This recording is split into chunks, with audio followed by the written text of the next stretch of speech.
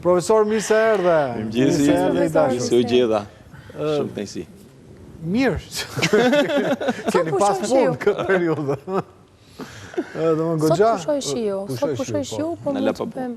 Ja, pa punë do filloj nesër prapë, është pak e shumë e një gjë. Po, kjo është situatë normaliste, pa zakon, se nuk është se ndodhë shpesh, sa herë bie shi, por ne kemi pa dhe herë tjetër për mbytje. Pse kësaj radhe ka tërheqë shumë vëmendjen? Ndoshta sepse kësaj radhe kishte zona të cilat u përmbytën, që nuk u prisnin të përmbytnin, edhe ndoshta nga që për një sër efektesh, pati dhe dëme më të ndaja, në thimje. Se ne kemi shpjeguar, për shembull, përpara një muaji, mos gaboj, ne shpjeguam rrëshqitjet e dherave, bllokimet e rrugëve, që domethënë atë që ka shkakton në ujërat e rëmbyshëm në formacionet caktuara geologjike, apo jo? Kësaj radhe i pam gjitha, edhe do vazhdojmë të shohim, apo? Unë besoj që ne do të mësohemi që këto fenomene do jenë gjithmonë më frekuente, kështu që ne duhet përgatitemi për situatat tilla. Nga ana tjetër duhet përgatitemi dhe që të... Duhet përgatitemi ne, apo ata që kanë hall? Se ne, me thënë drejtën, nuk përmbytemi në katë nëndë. Se që ndodhë? Jo, gjithmonë ne kujtohemi... Pse ka që egocentriste? Jo, edhe herë. Ne kujtohemi në kohë të lagur për të punuar që mos të lagemi. Ky është problem shumë i madh. Bota e zgjidh ndryshe, me paramendim, me parashikim, kryen disa punime përpara duke menduar nëse ky nivel që sot është 60 metra bëhet 3 metra. A shpëtojmë dot? Sot nuk ka sjellje gurësh, nëse vinë gurët, ku do shkojnë këta gurë? Qyteti Gurt, kolegu, u përmbyt Gjirokastra, që qyteti më i pjerrët në botë, si pas kështë ndodhur, apo jo? Përmbytet atje poshtë, po burë. Dakord atje poshtë, po gjithsesi. Përmbytur tek sokaku i të marrëve. Gjithsesi, ka një logjik, ka disa kanalizime, disa betonizime, disa drejtime, që mund të jenë bosh 3 vjet dhe mbushen një ditë. Ama atë ditë shpëtojnë jetë. Në stacioni elektrik i Gjirokastër, që kujtohet, do ka gjithë jetën që përmbytet, do nuk është se është vetëm hera parë, që është poshtë. Po, pjen të afër Drinosit. Po, pra afër Drinosit. Çështja është... Tani duket se e kanë lëvizur në stacion. Kjo tha kolegu patjetër që është saktë. Po, gjithmonë i saktë. Dhe fajtikisht ne kemi 2 faza, kemi thënë gjithmonë, edhe për çdo lloj risku që lidhet me këto fenomene geologjike. Ne kemi fazën e paqes dhe fazën e luftës. Për shembull, në momentin që jemi tani, ne mund të jemi në fazë lufte, është pak që mund të bëhet për të ndryshuar gjërat. Atë që ne duhet bëjmë është në fazën e paqes. Pra, siç kemi thënë gjithmonë, duhem bërë studime, duhem bërë modelime dhe parashikime. Në momentin që kemi të gjitha informacionet, ne pastaj mund të ndërhyjmë në kohë reale në momentin që kemi emergjenca. Dhe kjo si bëhet? Kemi thënë gjithmonë, ne kemi një problem për shembull me monitorimin e prurjeve të lumenjve. Tashmë për fat mirë ka disa nisma, disa projekte për instalimin e disa stacioneve, kjo në kuadër të disa bashkëpunime me donatorë të ndryshëm, dhe në kontekstin e avancimit të Shqipërisë për hyrjen në Komunitetin Evropian, kështu që për përqasjen dhe rregullimin edhe të legjislacionit me atë që është direktiva kuadro e ujrave në Europë, dhe besoj që në kohë prej 1 vit e gjysmë, 2 vitesh, do kemi disa stacione të cilat do ndihmojnë në monitorimin e prurjeve të lumenjve. Në momentin që ne kemi informacione mbi prurjet e lumenjve, automatikisht mund të bëjmë të gjitha modelimet e nevojshme për të parashikuar zonat të cilat do të përmbyten, dhe kur këto monitorime të shtrihen në kohë, pra flasim për monitorime 2-3 vjeçare, automatikisht mund të parashikojmë dhe kohën, pra periudhën në të cilat ne mund të kemi këto pike. Dhe në momentin që kemi këto njohuri, ne mund të ndërhyjmë në kohë reale që të kemi dhe një atë që themi early warning ose lajmërimi i hershëm i emergjencave. Ne e folëm këtë radhën e kaluar. Po, kemi folur dhe një sistemi. A funksionoi kësaj here një paralajmërim i vogël fare qoftë? Si gjithmonë ne kemi një stacion të vetëm. Pra në momentin ajo në rast, domethënë ajo që ne mundojmë të bëjmë nga pikpamja shkencore është të japim rastet e suksesit, dhe fatikisht për projektet ndërrajonale IPA, që quhen instalimi i këtij stacioni që ne kemi bërë tashmë para 3 vitesh, doli si rast suksesi. Dhe është modeli i cili duhet zhvilluar. Dhe siç e kemi thënë më herët, ne kemi vetëm një stacion në urën e Përmetit. Do na duhen të paktën 10 stacione të tilla për të parashikuar në kohë daljen e lumit nga shtrati, sidomos në pjesën e urës Mifolit. Dhe në momentin që ne kemi të gjithë të dhëna, mund parashikojmë dhe zonat të ndryshme me një kohë kthimi të ndryshme. Zakonisht e themi kohë kthimi 10, 20, 50 dhe 100 vite të përmbytjeve dhe automatikisht ne përcaktojmë zonat të cilat do të përmbyten. Pra, mund të informojmë dhe banorë që ndodhen në rrjedhën e poshtme, për fatkeqësisht dhe ne themi dhe strukturat që janë të ndërtuar në atë zonë, dhe të informojmë dhe ato në një kohë le të themi të mjaftueshme, jo vetëm për evakuimin, por edhe për evitimin tërësor të dëmeve. Si shpjegohet që parët tanë, që në kohën e Jul Cezarit, që ti e di që betejë e Pompejit e di ku është bërë? Po, e para në Durrës dhe pastaj kemi një në Green Coast. Në Green Coast. Ajo është e dyta, po e para është në kënetën e Durrësit. Po pra, Jul Cezari ka qenë i lirë, fliste i lirisht edhe banorët aty, Felziu, këta Shako, këta që ishin me pushime, do më ju bashkuan Jul Cezarit, prandaj fitojnë ndaj Pompejit. Por të parët tanë nuk ndërtonin në shtrate lume, në zona fushore, domethënë kishin gjithmonë tendencë, për shembull në nën Shkodër nuk është se ka ndërtu njëri, mbas 90-s fillon me ndërtu. Gjyshërit e atyre të mbas 90-s ishin te kodra, nuk është se vinin poshtë. Në vazhdim të kësaj, ne kuptojmë, Klodian, që është vendosje demografike, njerëzit nuk kanë shumë para, preferojnë zona. Jo, ndoshta s'kan pas dhe informacion. Pra, në momentin që zona quhet Kënet dhe aty s'kan punuar 40 inxhinierët më të mirë holandez, si mund të ndërtosh aty dhe nëse ndërton, mund të ndërtosh, aq mundësi ke. Përse nuk shkon në bashki dhe i thua, ore, si mbrohem unë nga 5 mm shis, po flasim për 50 apo për 500. Domethënë, ka ca gjëra që ne i bëjmë një çik. E ka fajin robi është në këtë rast? Po që e ka fajin robi nuk diskutohet. Mirë. E ka fajin robi sepse këto zona, e kemi thënë dhe më herët, janë zona kënetore dhe sot shohim përmbytjet, por mos harrojmë që ishin një ndër zonat më të dëmtuara dhe gjatë tërmetit. Janë zonat të cilët kanë amplifikim të valës sismike. Pra nga pikpamja e ndërtimit janë zonat më problematike të mundshme.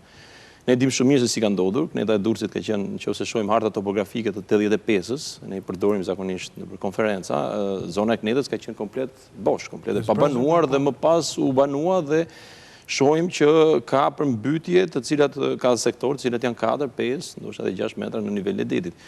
Dhe automatikisht pritet që të ketë dhe me pak rreshje të ketë fenomene përmbytjesh. Nga ana tjetër, ajo që kemi parë në Gjenova, për shembull, këto janë histori që dhe shtetet zhvilluar i kanë patur. Pra, kur ka qenë bumi i ndërtimit në Europën, vitet 50-60, kanë ndërtuar dhe ata, për shembull në Gjenova, kanë ndërtuar mbi shtratet e 2 lumenve. Dhe po të shohim tani që kemi këto rastet e Bombedaku, pra shi intensiv në kohë të shkurtër, automatikisht këto kanalizime që janë ndërtuar nuk dalin dot. Klodian, sepse mbi të gjitha mori një pikë pa merituar brëm të Milani apo na vjen kej se shkojmë bëjmë pushime.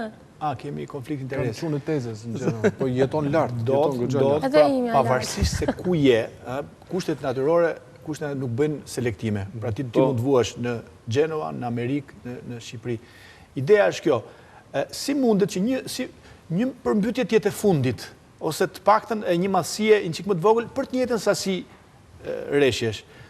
Jemi në Kënet sot. Ata të shkret atje po vuajnë, janë prishur shtëpit, është përkeqësuar jeta, do thahet një ditë. Çfarë duhet bëjnë? Duhet të shpresojmë që mos bien më kaq shumë shi në kaq pak minuta apo orë, apo ka ndonjë mundësi reale që të krijohet një drenazhim, që të pastrohen ca kanale kulluese, nuk e di, kjo është. Atë doja të thoja. Pra, ne këto qytete tashmë të ndërtuara, dhe prandaj hoqa një paralele me Gjenovan, është problem të ndërhyjet në këtë moment që ne jemi sot. Për shembull, imagjinoni të aplikojmë një pranë emergjencë në Tiranë, siç ndodhi dje që era zjarr tek 5 maj. Ne kemi zona ndryshme të Tiranës tek e cila nuk mund thuhet dot ambulanca, jo më zjarr fiksja. Dhe në qoftë se bëjmë një paralelizëm me pjesën e përmbytjeve, jemi pak a shumë në këto situata. Patjetër, mirëmbajtja e kanalizimeve, e drenimit, sistemimi i hidrovorit, projektimi i pompave të hidrovorit, është i nevojshëm, po mos harrojmë që kemi edhe sektor ndryshëm në Durrës, mjafton që të shkojmë tek stacioni i trenit, i cili mjaftojnë 2 pika shiu, të cilat bien nga kodra e Currilave, po nga krahu i qytetit, dhe mbushin dhe pjesën e qytetit. Aty të duhet një dimensionim më mirë, pra një model hidraulik, le të themi, më i sakt, më i madh, ne shohim që qytetet tona po zhvillohen. Kemi Tiranën për shembull që zhvillohet dita ditës me këto strukturat shumë të mëdha. Mos harrojmë që këto struktura në kuptimin e keq të fjalës zhvillohet. Zhvillohet në sensin zhvillohet vertikalisht dhe çështja kush është. Nëse këto fenomene na bëjnë të kuptojmë edhe problematika që nesër pas nesër mund të kemi edhe në qytete si Tirana. Për shembull, këto struktura të mëdha kërkojnë jo vetëm ujë të pishëm, po normalisht kanë dhe ujërat e zeza të cilat duhet të shkarkohen.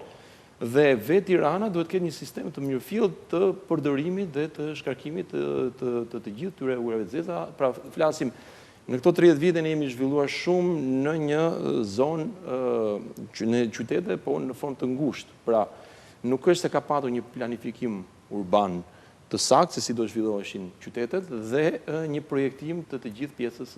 Përveç kësaj, mendohet, besohet, unë nuk jam inxhinier, besohet që janë shkelur rregullat teknike për sa i përket afërsisë objekteve, për sa i përket. Por nuk ta ka fajin qeveria, i ka barazuar Gjenova atje.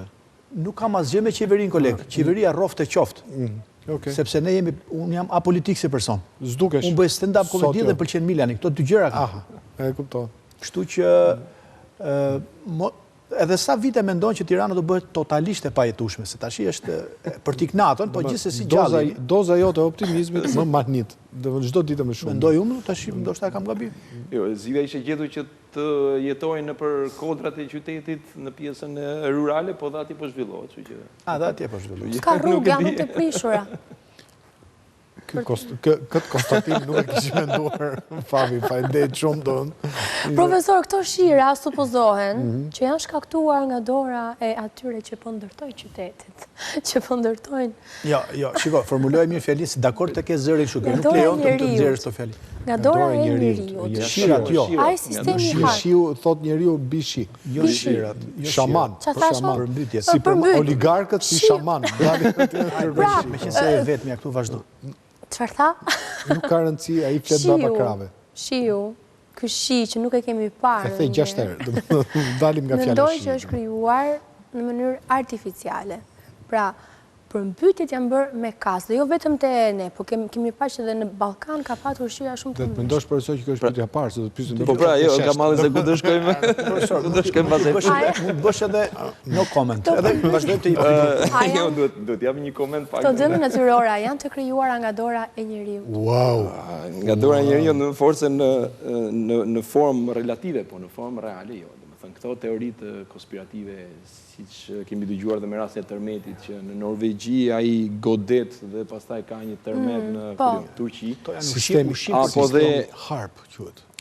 Sistemi HARP është një zonë kërkimore shkencore meteorologjike, po nuk ka lidhje me, paktën personalisht do mbaj gjithmonë këtë tezën derisa të ketë kundërshtime shkencore akademike, që flas gjithmonë me artikuj shkencor të mirë pranuar e kështu me radhë.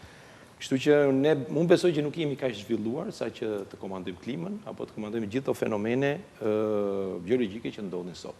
Ajo që ne duhet të mësojmë është atë që mundohemi të bëjmë ndër vite faktikisht, të kuptojmë natyrën. Ne akoma se kemi kuptuar. Sa e rëndësishme është pastrimi i kanaleve, qenia gati, domethënë sa e rëndësishme është? Atëherë, unë besoj që ka disa faza. Pra faza e pastrimit kanaleve është okay dhe është një fazë të cilën duhet ta marrë vendimarrja dhe qoftë ajo lokale apo qendrore.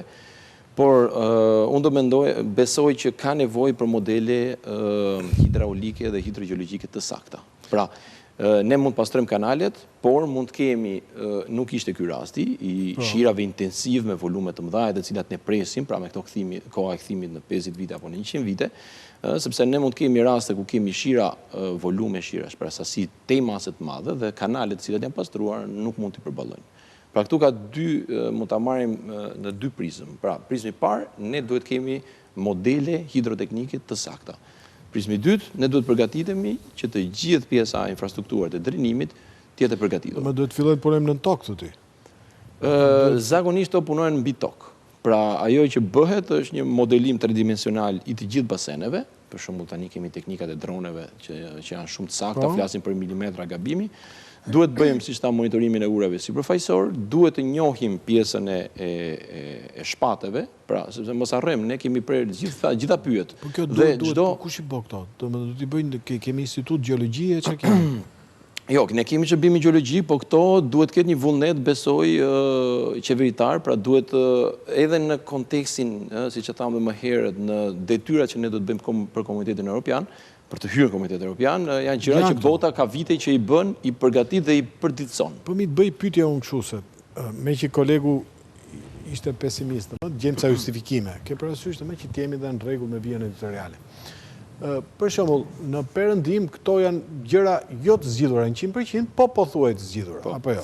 Dhe me që edhe ju keni studiu në Itali e tjerë. Pra, për Reggio Emilia, gjdo vit përmbytet. Ka pas Katunde ose Qyteza janë përmbyt nga 2-3 herë vitin që shkoj.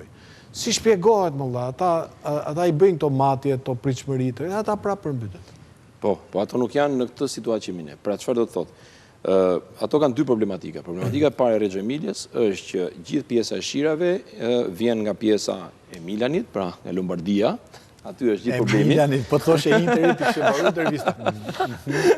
Dhe kemi ato ndodhen në një formë morfologjike, pra forma e tokës është e tillë që kanë një sër vargmalesh, është Apenini faktikisht verior dhe pastaj janë kodrat. Pra, ato kanë problemin që të gjithë rreshjet që bien në kodra vërshojnë drejt pjesës të luginës që ndodhet më poshtë. Dhe ato sot po luftojnë me ato që janë ndryshimet klimatike. Pra çfarë do të thotë? Para 3 vitesh ishe problemi kryesor i hyrjes së ujrave të kripura në zonat bujqësore. Pra, kripëzimi i tokave gjatë periudhës së verës. Dhe në momentin që toka kripëzohet, pastaj nuk është më pjellore. Nga ana tjetër kanë vërshimin e ujrave në periudhën e shirave. Pra, këta janë probleme që lidhen direkt me klimën. Pavarësisht që ato mundohen të jenë gjithmonë të gatshëm, ne po kuptojmë që klima po ndryshon në formë dinamike dhe nuk janë akoma, le të themi, në pikën për t'i përballuar. Ne, krahas këtyre ndryshimeve, të cilat nuk kemi akoma këtë qasje, dhe këtë qasje duhet ta fillojmë një herë sa më shpejt, kemi dhe pjesën pastaj të menaxhimit të këtyre fenomeneve, pra pastrimin e kanaleve drejnimit dhe të gjithë sektoreve të tjerë. Nga ana tjetër, mund të shohim për shembull që qytetet si Messina kanë probleme të tjera, që shpeshherë ndodh që nuk ka mirëmbajtje të struktura. Për shembull, nëse flasim për rishitjet, në të gjithë Italinë ka kushte teknike specifike të cilat të orientojnë dhe të detyrojnë të bëjnë studime për mbajtjen e shpateve. Ato i bëjnë të studime, kur ndërtojnë infrastrukturat, gjë që ne na mungon kjo, por nga ana tjetër, në momentin, ato kanë problemin që nuk bëjnë atë që duhet bërë mbrapa. Pra, në momentin që ti e përforcon shpatin, duhet bësh pastaj monitorimin dhe mirëmbajtjen e shpatit. Pjesa e jugut Italisë, për probleme fondesh e të gjitha, nuk bën mirëmbajtjen. Ne prapë na mungon te pjesa e rreshitjeve për shembull, ne na mungon një, le të themi, një bazë ligjore që përcakton se kush duhet të jenë studimet që duhen bërë. Ne po shohim që sapo kemi rreshje intensive, po ndoshta edhe jo kemi rreshitje. Dhe janë të dyja fenomenet e lidhura. Kështu si e tregoni ju, i bi që ne jemi te hapat e parë fare. Po në këtë qasje jemi disi. Jemi disi sepse kemi nevojë të përgatitemi. Për shembull, përgatitja e parë që unë besoj është imediate, tashmë, është përgatitja, unë kam thënë dhe më herët, ndryshimi i kushtit teknik të ndërtimit, po ndoshta ndryshimi me ligj kërkon më shumë kohë, po të paktën unë besoj që një vendim Këshillit Ministrave, pra një VKM, e cila përcakton sakt se kush duhet të jenë studimet që duhen bërë për stabilizimin, pra të qëndrueshmërisë së shpatit, analiza dhe projektimi veprave për qëndrueshmërinë e shpatit është një diçka imediate që duhet ta bëjmë sa më parë, duke parë që ne po zhvillojmë infrastrukturën dhe duam apo nuk duam, ne do mbështetemi mbi shpate.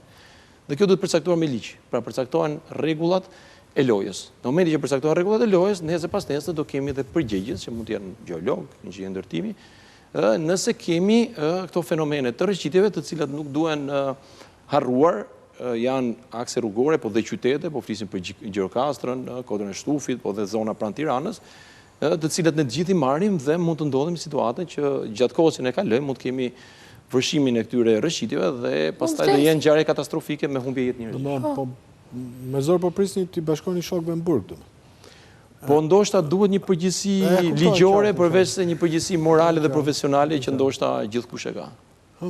Frikshme është. Profesori sa herë që vjen, sa herë që e kemi të ftuar këtu e ka këtë paralajmërim pothuajse çdo herë. Ka jetë fjollë, valla, do të trëmbi tjerë.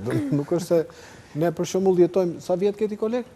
Sa vjet jam? Jo, sa vjet ke që studion në shtëpi, domethënë kanalet kulluse gjëra që. Që në klasë 3. Që në klasë 3.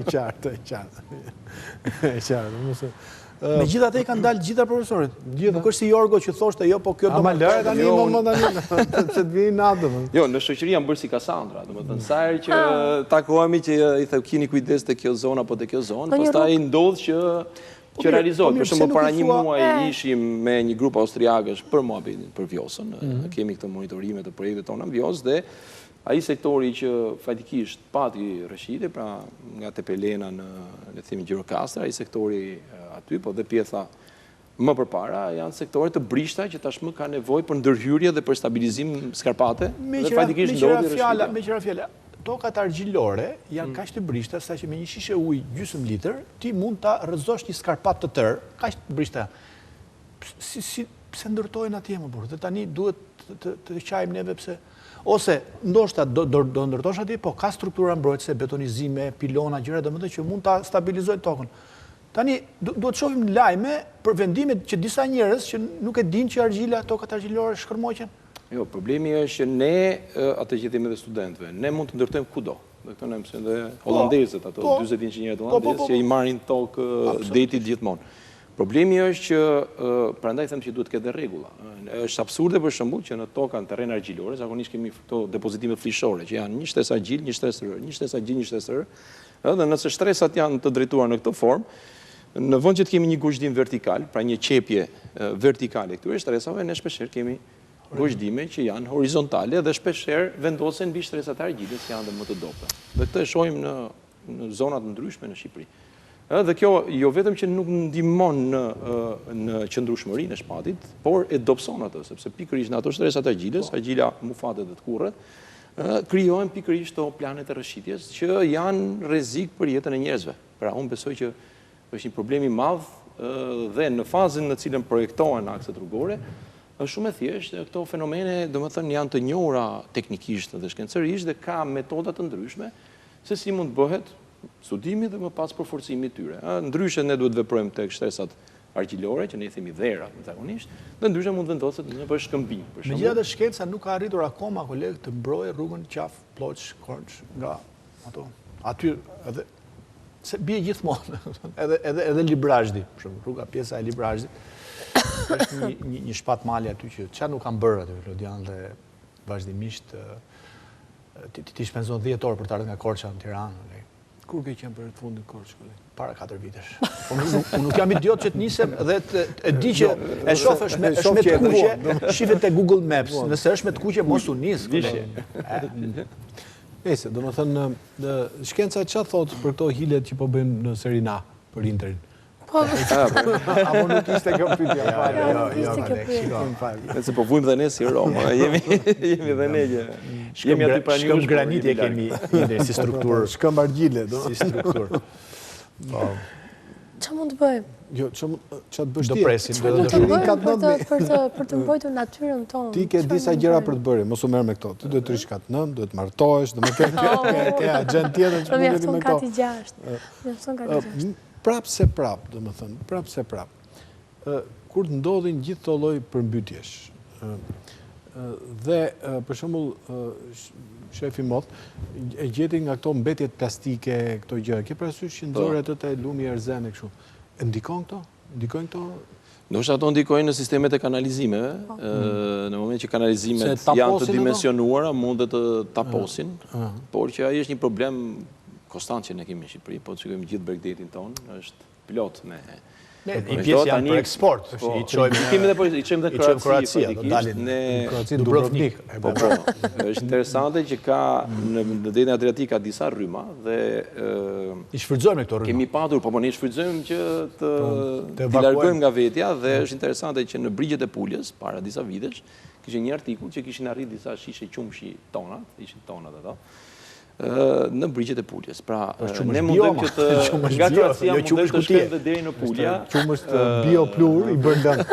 Këtohet koleg kur gjenim shishe italiane në Bregdetin e Turqit ishte fest kombëtare. Mban mend një kur han cigaret Marlboro? Po. Më kena fillun duanin ata që s'pijnë duanin. Ka qenë një fest e jashtëzakonshme. Jo, kot pyeta sepse strategjia e re e opozitës për të rrezuar qeverinë është që mblidhen këta ndarke, gjithë bashkë Gazbardit, gjithë ta dhe i udhin shishet plastike te vendi që ju ka thënë doktori. I lënë edhe i vulosin që kur t'i kapin këta, ta din nga e kanë. Është shumë e rëndësishme kjo, duhet me e ditë. Ne tani e përdorim dhe si për shaka fatikisht, po për të parë nivelin e lumit, se ku ka arritur lumi i Florës, lumi i Vjosës për shembull, ose dhe lumin të tjerë shkumbini, mjafton që të shkosh ditë si sot që bie lumi dhe ti shikon tek pjesa e pemëve, e drekëve që janë pjesën e qethëve dhe të mbeturinave dhe ti kupton që ai ka qenë niveli që ka arritur lumi. Shërbej kam për t'i qka, Po, shërbim për modelet hidraulike. Edhe kuptohet, pastaj domethënë se qa shkon në restorant dhe ke peshk të freskët lumi. Jo, më këto, ky peshku i Tiranës, në qenë Tiranës është bërë goxha i bollshëm se kanë hull një rasat të ri atje. Vjen pak erë. Nuk konsumohet. Kolege, ke psikologjike. Nuk konsumohet. Ku e diti së konsumohet?